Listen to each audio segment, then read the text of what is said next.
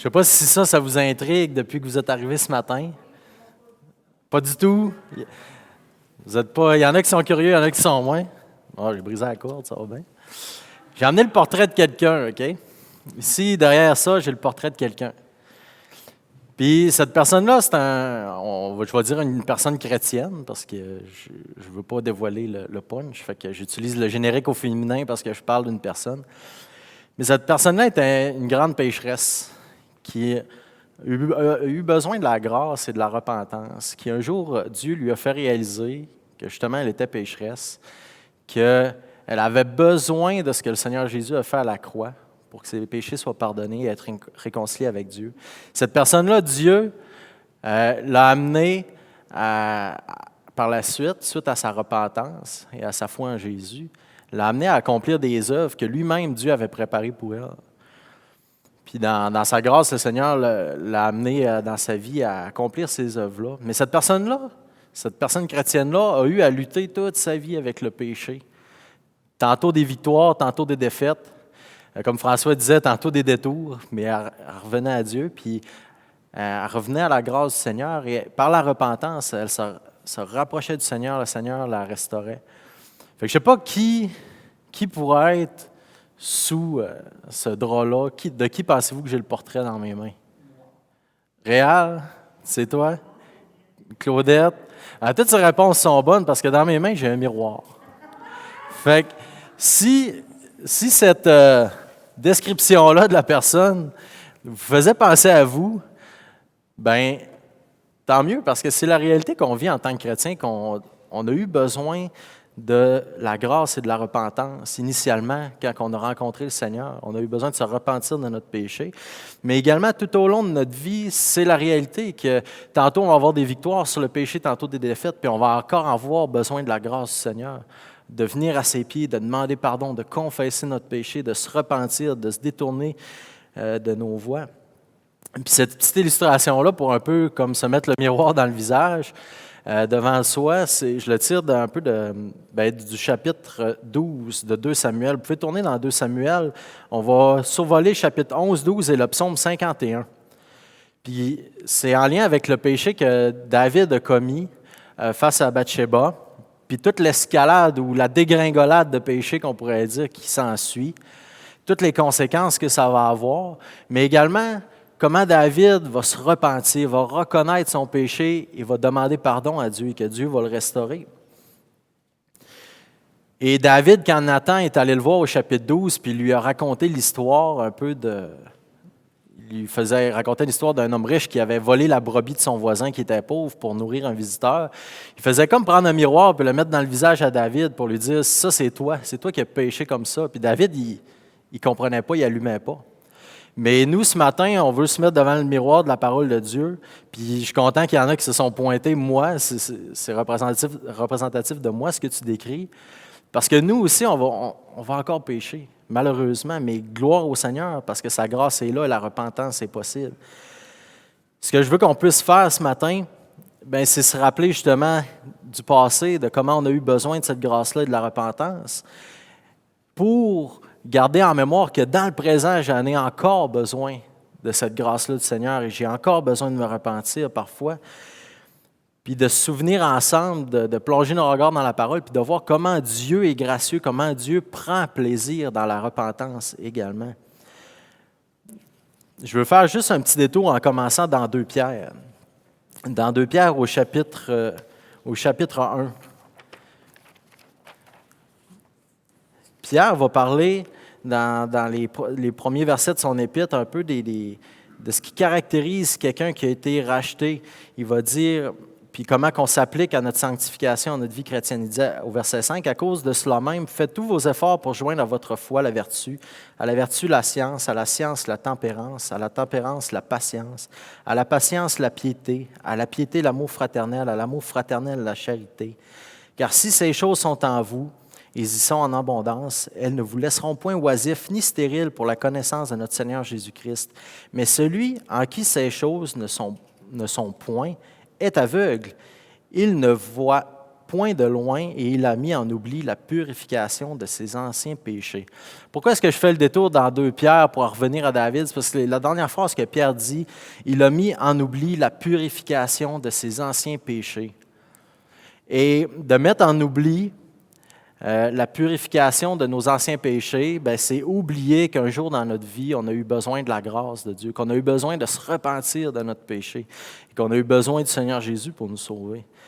Puis il y a comme 2 côtés à cette médaille-là de mettre en oubli la purification de nos péchés passés. On pourrait dire que l'autre côté, ce serait de mettre en oubli la grâce qui nous a été faite. Fait que quand je parle de la grâce et de la repentance, on oublie qu'on était infiniment pécheurs devant Dieu, puis que Dieu nous a infiniment graciés. Puis ça, c'est un danger qui nous guette, nous, en tant que chrétiens, puis on va le voir avec la vie de David.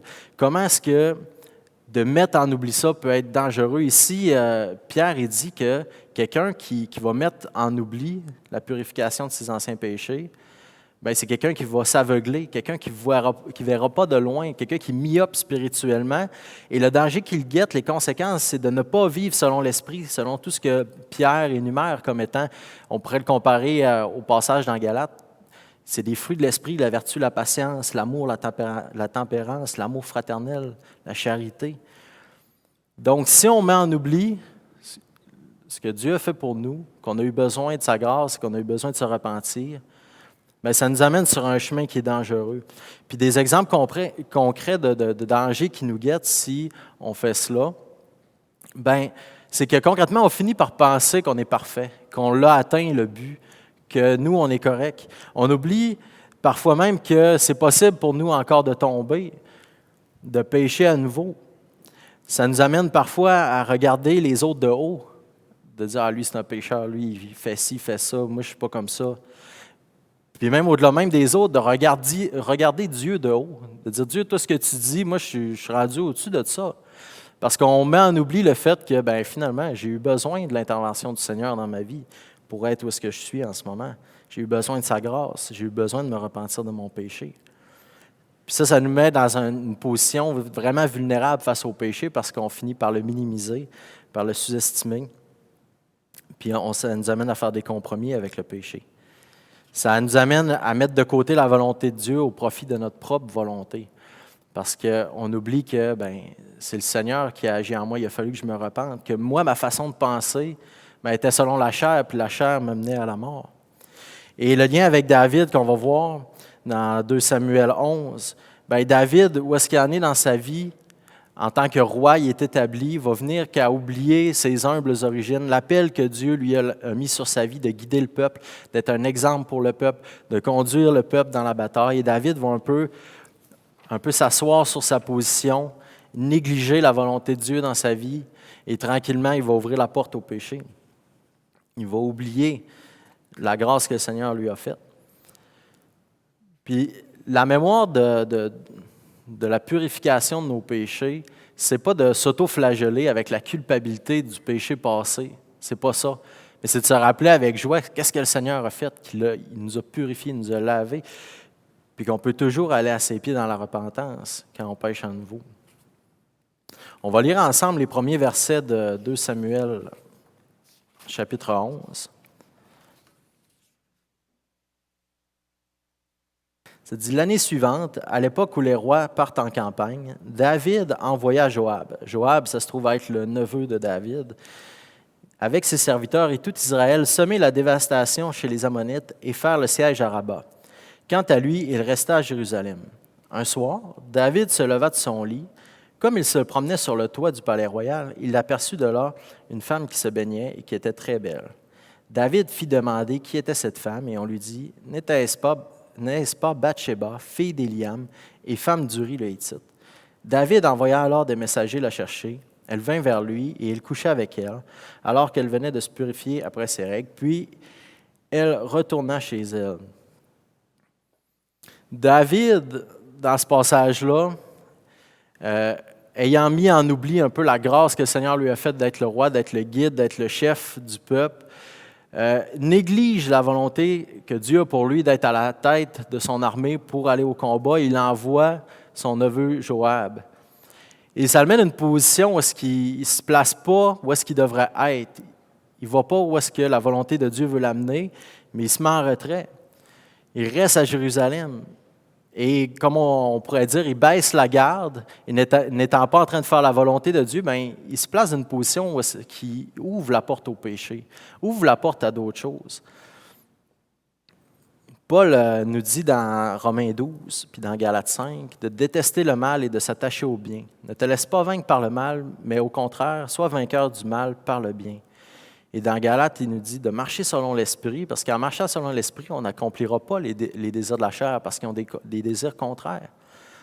Et ici, pourquoi je vous dis ça? C'est parce que David, en n'étant pas à l'endroit où ce que Dieu voulait qu'il soit, s'il ne recherchait pas la volonté de Dieu, bien inévitablement, ça t'amène à rechercher autre chose. Si tu ne combles pas ta vie, tu ne t'occupes pas avec la volonté de Dieu, bien, tu vas t'occuper d'autres choses. Puis dans 99% du temps, bien, tu vas t'occuper avec les désirs de la chair, tu vas t'occuper avec le péché. Et David flânait sur son toit au lieu d'être au combat. Ses yeux ont vu, il a convoité, il s'est donné le droit de pécher. C'est comme... Puis ici, tantôt, Marc-André me donnait une nuance, mais imaginez David qui envoie des gardes, des messagers, mais ils vont chercher que de force Bathsheba chez eux. Puis c'est pas une relation consensuelle, c'est un viol, c'est grave ce qui s'est passé. David s'est donné le droit de prendre cette femme-là pour lui. Alors que David, quand on regarde avant, était quelqu'un qu'on pourrait dire selon le cœur de Dieu, qui, quand il parlait à Saül, il disait « Non, mon Dieu est avec moi, je vais lui faire confiance. » Puis là, il agit d'une manière tout à fait différente. Et ce matin, ça peut sembler lourd, toute la notion du péché, de la repentance, mais je veux l'amener quand même avec un ton optimiste, un ton vainqueur, si on pourrait dire, parce que David est appelé un homme selon le cœur de Dieu, malgré la profondeur dans laquelle il s'est embourbé, dans la profondeur du péché dans lequel il est allé. Parce qu'on va le voir ensemble tout à l'heure, le viol de Bathsheba, c'est juste le début de toute la série de péchés que David va commettre.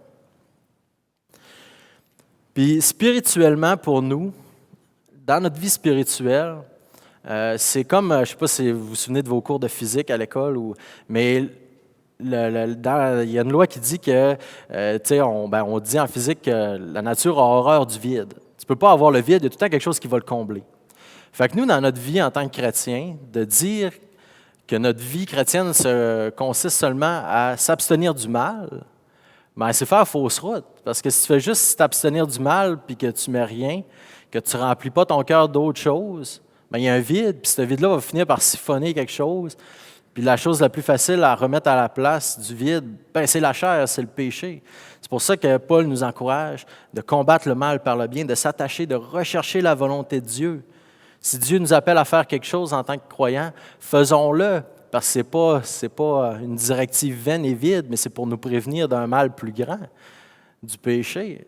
Donc, quand on s'applique à rechercher la volonté de Dieu, on ferme la porte au péché.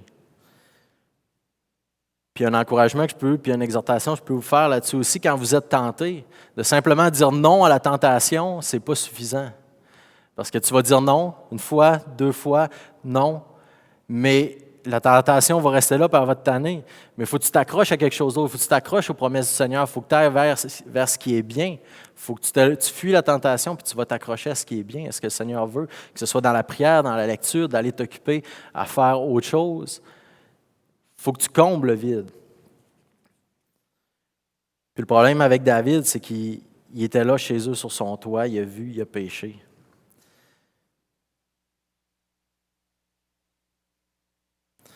Puis ce qui est surprenant avec David, qu'il ne l'est pas en même temps, mais c'est que face à son péché par la suite, c'est quoi sa réaction? Est-ce que c'est de reconnaître sa faute? Est-ce que c'est de demander pardon?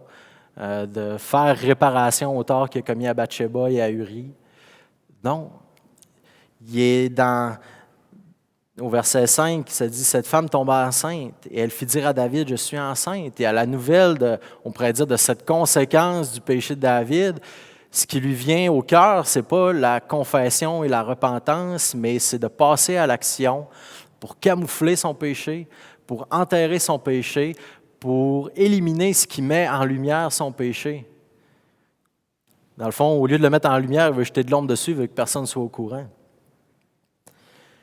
Mais le seul moyen quand on pêche, de régler le dégât du péché, de stopper l'hémorragie, c'est d'aller dans la grâce de Dieu avec la confession, de confesser notre péché, de se repentir, de demander à Dieu de nous détourner.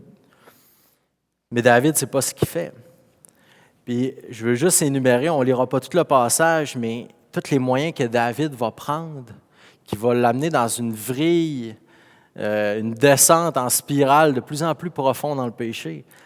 Du verset 6 à 13, il fait venir Uri à Jérusalem, il le fait revenir du champ de bataille en se disant, il va revenir, il va aller voir sa femme, le bébé va arriver, tout le monde va penser que parce qu'Uri était là, ils ont fait ce qu'il y avait à faire, puis ils ont eu un bébé. Mais Uri refuse d'aller voir Bathsheba parce qu'il est honorable, puis il honore justement, lui, la position qu'il avait devant l'Éternel, c'était d'être au combat, puis il disait, je ne peux pas faire ça à Dieu et au peuple quand tout le monde est en train de combattre. Je vais dormir au pied des portes du palais. David, qu'est-ce qu'il fait à ce moment-là? Est-ce qu'il va voir Uri et il dit, gars, Uri, j'ai péché contre toi, j'ai péché contre l'Éternel, je te confesse mon péché. Non! Il voit que son plan A ne marche pas. OK, plan B. Plan B, il appelle Joab, il envoie un messager, il dit, Joab, il faut faire tuer Uri. Envoie-le au plus fort du combat, il faut qu'Uri meure, il faut que je me débarrasse d'Uri. Et par le fait même, il implique son neveu dans le meurtre d'Uri, dans ce complot de meurtre-là. Verset 25, on va le lire parce que c'est frappant. David dit au messager qui rapporte la nouvelle du champ de bataille, qu'Uri est décédé, « Voici ce que tu diras à Joab. » c'est David qui dit ça au messager. « Voici ce que tu diras à Joab. Ne sois pas peiné de cette affaire, car l'épée dévore tantôt l'un, tantôt l'autre. Renforce ton combat contre cette ville et détruis-la. Quant à toi, encourage-le. » C'est comme David, là, il est complètement déconnecté. Il banalise le meurtre qu'il vient de commettre avec Joab. C'est comme, Uri qui, il n'a pas d'Uri. Tu sais, c'est comme, lui, dans sa tête, il a réglé son problème. Il s'est débarrassé d'Uri, il a réglé son problème. Il n'y a aucun signe de repentance dans son cœur. Puis non seulement ça, quand Bathsheba va apprendre la mort de son mari, comprenez, la femme est détruite. C'est comme, mon mari est mort. J'attends un enfant d'un homme qui m'a violé. Qu'est-ce que je fais avec tout ça? Sa vie est vraiment, vraiment hypothéquée.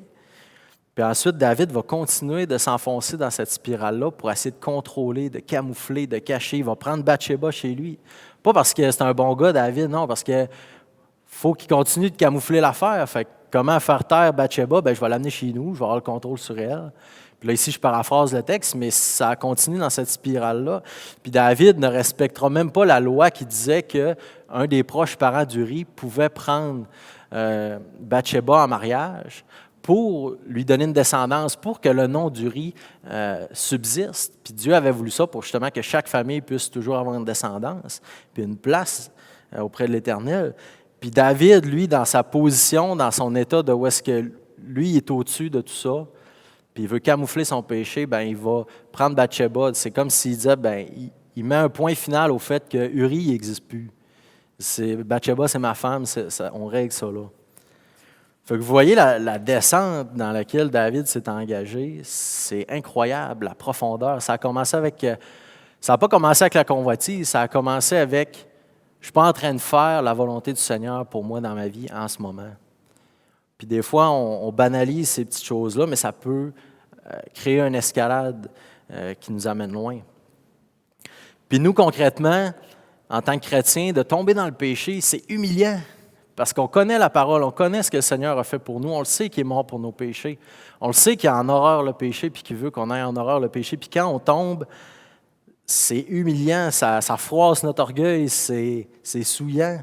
Puis souvent, on pense que de préserver notre image au détriment de se confesser, que c'est une bonne idée. On préfère se débarrasser de ce qui met en lumière le péché dans notre vie au lieu de simplement faire la lumière sur notre péché, puis de le confesser, puis de se repentir. Mais ça, c'est dangereux. C'est un faux raisonnement qu'on a dans notre tête parce qu'en agissant ici, on fait comme David, on s'enfonce. En faisant ça, ça nous prive de la paix et de la joie que le Seigneur veut nous donner quand on confesse puis on se repent. Puis je vous parle de ça, puis au quotidien dans ma vie, il faut que je demande pardon à ma femme. faut que je demande pardon au Seigneur parce que je pêche encore, puis c'est humiliant. Puis des fois, j'y arrive pas instantanément. Puis longtemps dans ma vie avant, je vivais dans la dissimulation, où est-ce que je voulais cacher, bien paraître, puis cacher le péché, puis pas le confesser, surtout quand j'étais adolescent. Puis vivre comme ça, là, c'est pas la paix que le Seigneur veut nous donner. C'est pas la joie que le Seigneur veut nous donner, parce que tu es tout le temps en train de couvrir toutes tes bases, un peu comme David a fait. Puis là, plan A, plan B, lui, il ne faut pas qu'il sache ça, elle, il ne faut pas qu'elle sache ça, parce que là, j'ai dit ça, puis j'ai fait ça, puis là, j'ai menti. Puis là, un mensonge devient un autre péché, puis il y a une escalade. Puis là, tu es tout le temps stressé de savoir, il y a quelqu'un à un moment donné qui va savoir la vérité.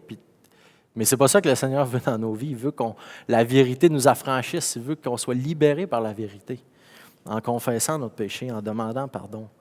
Imaginez si David avait immédiatement confessé son péché, l'histoire aurait été tout autre. L'histoire aurait été complètement différente. Parce que, imaginez-vous qu'il aurait fait ça. Bien, il y aurait 6 chapitres environ dans 2 Samuel qui n'auraient même pas lieu d'être. Après le chapitre 12, aller jusqu'au chapitre 18, c'est conséquences par-dessus péché qui découlent de lui, de son crime, puis qui vont affecter toute sa famille. Parce que quand Nathan va le voir, chapitre 12, si vous voulez aller lire, chapitre 12, verset 11, Nathan lui dit, « Voici ce que dit l'Éternel. Je vais faire sortir de ta propre famille le malheur contre toi, et je vais prendre sous tes yeux tes propres femmes pour les donner à un autre, qui couchera au grand jour avec elles. » C'est toute une conséquence. Puis surtout, je vais faire sortir de ta propre famille le malheur contre toi. Puis quand on continue de lire là, dans les passages de 2 Samuel, on voit ce qui se passe. On voit comment David va perdre sa crédibilité morale face à ses enfants en lien avec tout ça. Ça va avoir taché son caractère. Ensuite, le fils que Bathsheba va mettre au monde va mourir. Ensuite, on voit plus loin comment est-ce que le caractère de David et son péché va avoir influencé son fils Amon, qui lui, à son tour, va violer sa belle-sœur Tamar, dans 2 Samuel 13. Ensuite, on voit encore dans 2 Samuel 13 comment Absalom, qui était le demi-frère d'Amon, va garder rancune parce que David n'agira pas pour punir son fils Amon. Et Absalom, étant le frère de Tamar, va venger sa sœur, il va tuer Amon. Fait qu'ici, un fratricide, un meurtre entre 2 frères. Et après ça, Absalom va comploter, va conspirer contre David pour prendre sa place sur le trône qui ne lui appartenait pas. Pourquoi? Parce qu'il agit comme son père a agi. Je veux prendre, je veux posséder, puis c'est moi qui décide, je le fais. Je ne suis pas la volonté du Seigneur. Puis ensuite, Joab, plus tard, va tuer Absalom. 2 cousins qui s'entretuent. Ils ne s'entretuent pas, mais Joab qui tue son cousin Absalom dans le conflit, dans cette guerre civile-là qui va prendre place entre David et Absalom. Fait qu'on voit les conséquences de ce péché-là, ça part en cascade. Puis même une fois que David s'est repenti, parce que ces événements-là, c'est après la repentance de David, mais il y a des conséquences au péché. Puis des fois, dans nos vies, on se dit, c'est ce petit péché-là que je fais, nous, on en regarde là, on est aveugle, comme Pierre dit, on ne voit pas de loin, on en regarde là, c'est mon péché, c'est mon affaire, je vivrai avec mes conséquences. Mais tu n'as pas le contrôle du péché. Il faut se rappeler qu'avant, on était esclave du péché. Penser qu'on peut le contrôler, c'est une grave erreur. Fait que quand on se met à jouer avec le péché, on joue avec quelqu'un qui est plus fort que nous. Puis là, ça déboule en avant de nous après ça. Fait qu'imaginez-vous, vous, dans votre vie, le péché que vous considérez cette semaine, puis vous dites, je le fais-tu pas, mais imaginez-vous peut-être que vos enfants, vos petits-enfants, vos arrière-petits-enfants, peut-être vont en vivre les conséquences. C'est épeurant quand on pense à ça, mais ça démontre à quel point le péché est dévastateur, à quel point le péché souille la création de Dieu, à quel point c'est grave.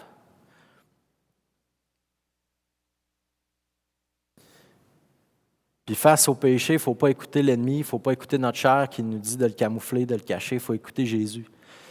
Jésus, il nous dit qu'il veut nous donner la paix et le repos. À nous qui êtes chargés et fatigués. Jésus nous dit qu'il veut nous racheter et non nous perdre, qu'il est fidèle, comme François nous l'a rappelé ce matin, qu'il est juste pour pardonner nos péchés et nous purifier de toute iniquité quand on confesse notre péché, puis il veut nous restaurer. Il veut nous amener dans la repentance. Puis mon dernier point ce matin, je veux qu'on puisse regarder justement quand David a réalisé ça, qu'il avait péché contre l'Éternel, comment est-ce qu'il s'est repenti, puis quels ont été les fruits de sa repentance. Si vous tournez dans le psaume, regardez avant de tourner dans le psaume 51, dans 2 Samuel, au chapitre 12, verset 13. Ici, c'est David qui écoute Nathan avec un peu son histoire, puis là, David réalise qu'il a péché contre l'Éternel. David dit à Nathan, « J'ai péché contre l'Éternel. » Nathan lui répondit, « L'Éternel pardonne ton péché, tu ne mourras pas. Cependant, parce que tu as fait blasphémer les ennemis de l'Éternel en commettant cet acte, le fils qui t'est né mourra. » Et c'est là que David prend vraiment conscience de l'ampleur du crime qu'il a commis contre Bathsheba, contre Uri, contre le peuple, mais au-delà de ça, premièrement contre l'Éternel. Comme j'ai dit en ouverture, une personne selon le cœur de Dieu n'est pas à l'abri de chuter profondément dans le péché. Si on met en oubli le fait que Dieu nous a donné sa grâce et qu'il a pardonné nos péchés dans le passé, si on met ça en oubli, on fait face au même danger que David de s'enfoncer profondément dans le péché. Puis quand on lit le psaume 51, je veux qu'on puisse le lire ensemble parce que c'est merveilleux qu'est-ce que David dit, puis qu'est-ce que le Seigneur fait. Et David se confesse devant Dieu premièrement, parce que c'est contre Dieu qu'il a péché. Si on lit à partir du verset 1, « Au chef de chœur, psaume de David, lorsque le prophète Nathan vint chez lui après son adultère, qu'on pourrait dire ici après son viol envers Bathsheba, c'est comme le verset 13 dans 2 Samuel qu'on a lu, « J'ai péché contre l'Éternel », ça c'est comme le résumé. Puis le chapitre 51 des psaumes, c'est comme la version longue de la réalisation que David a eue en son cœur. Verset 3, « Ô Dieu, fais-moi grâce, conformément à ta bonté, conformément à ta grande compassion, efface mes transgressions. » Ici, David reconnaît son impuissance devant le jugement de Dieu, face à la colère de Dieu contre son péché, et que c'est seulement la bonté et la compassion de Dieu qui peut lui faire échapper à la colère de Dieu.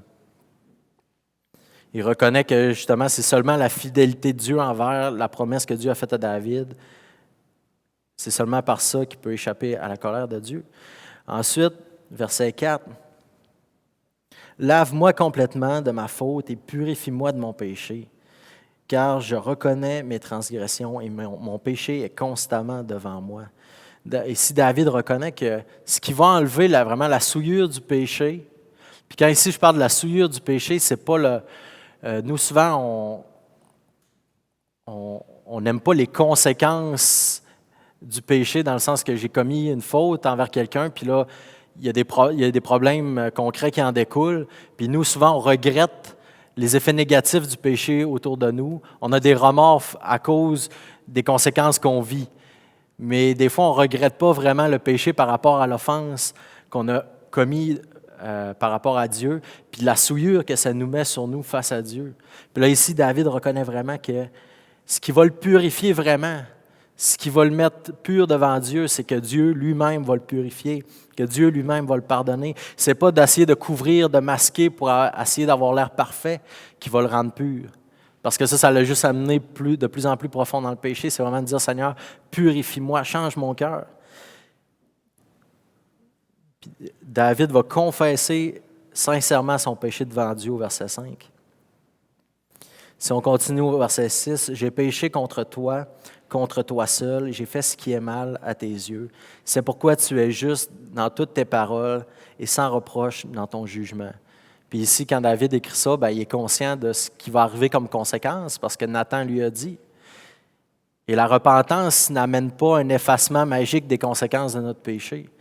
Ça nous purifie devant Dieu, mais des fois, on a à vivre les conséquences. C'est la vraie repentance sincère, comme on la voit ici dans le psaume 51, est consciente qu'il y a des conséquences au péché et les accepte, mais est conscient que Dieu nous purifie devant lui. Et David reconnaît que le tort qu'il a causé est premièrement devant Dieu. Ensuite, on va lire le verset 7 à 11. « Oui, depuis ma naissance, je suis coupable.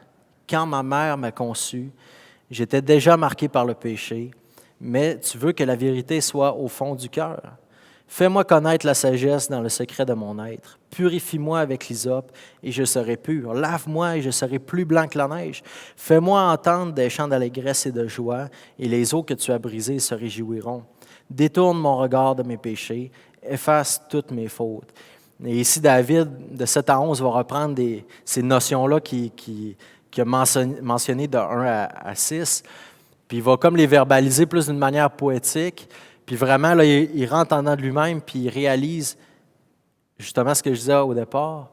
Depuis le ventre de ma mère, je suis pécheur. J'ai été conçu dans le péché. Comment est-ce que j'ai pu oublier que j'ai eu un jour besoin de la grâce de Dieu, puis m'en détourner aussi facilement, puis penser que je n'avais pas besoin de repentance, puis que je pouvais moi-même dealer avec mon péché, puis le camoufler, puis le cacher. Et David ouvre son cœur au Seigneur. Au verset 12.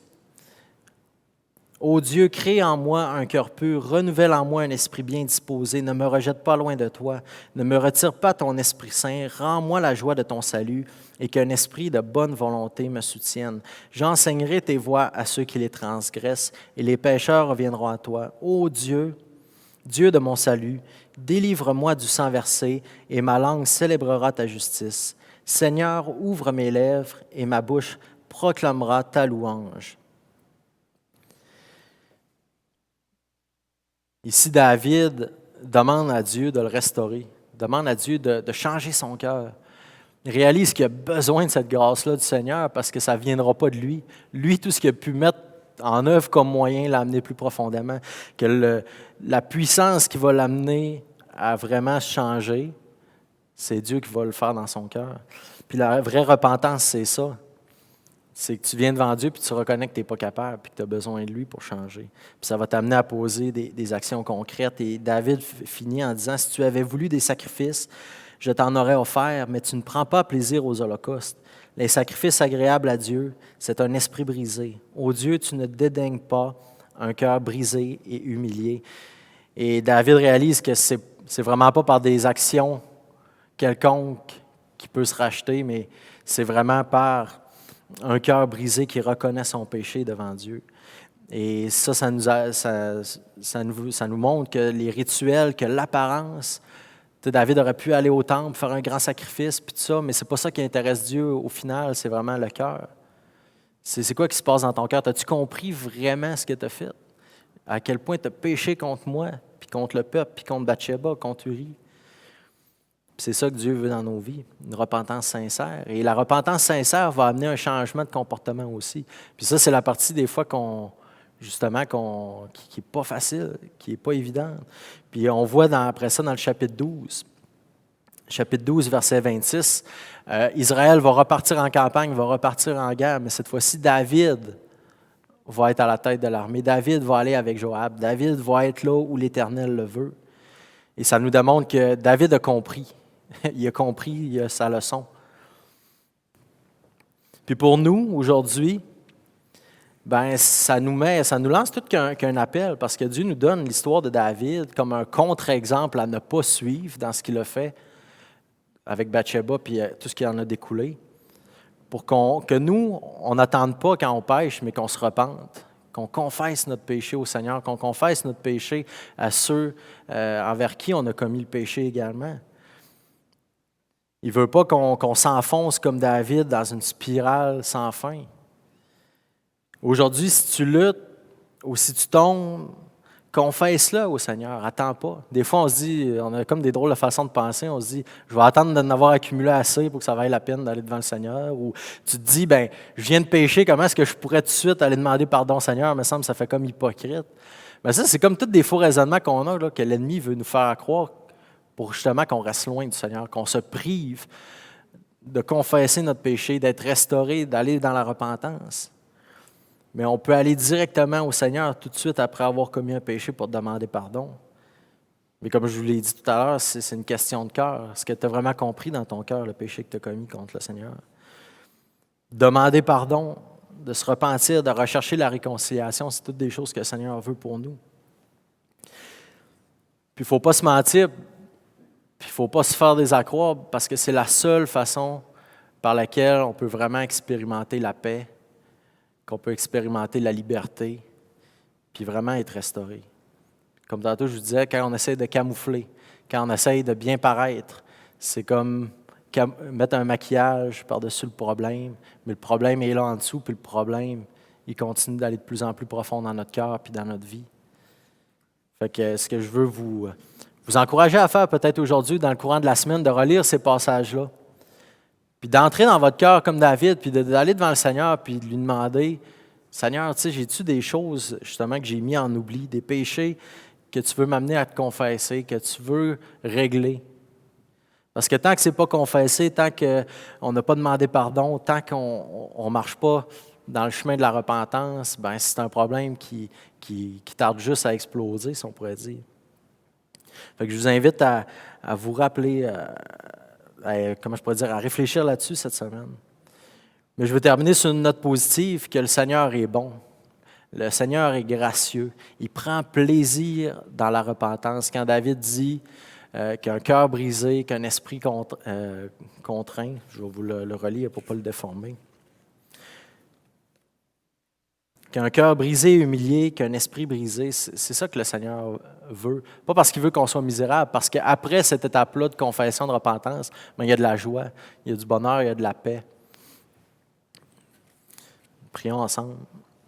Seigneur Jésus, on veut t'adorer. Je veux te dire merci parce que tu es bon envers nous. Merci parce que ce que tu as accompli à la croix, tu le fais pour nous purifier, Seigneur. Et on veut s'en souvenir, Seigneur, qu'un jour on a eu besoin de toi, afin de se souvenir qu'aujourd'hui on a encore besoin de toi.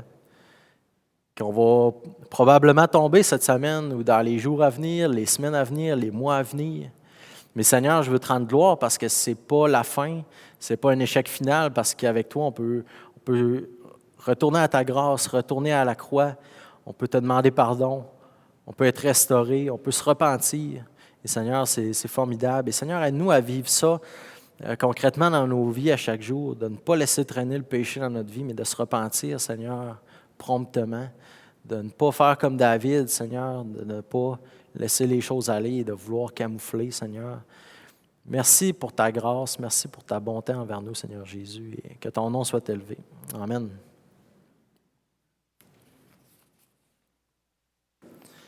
Bon dimanche à tous.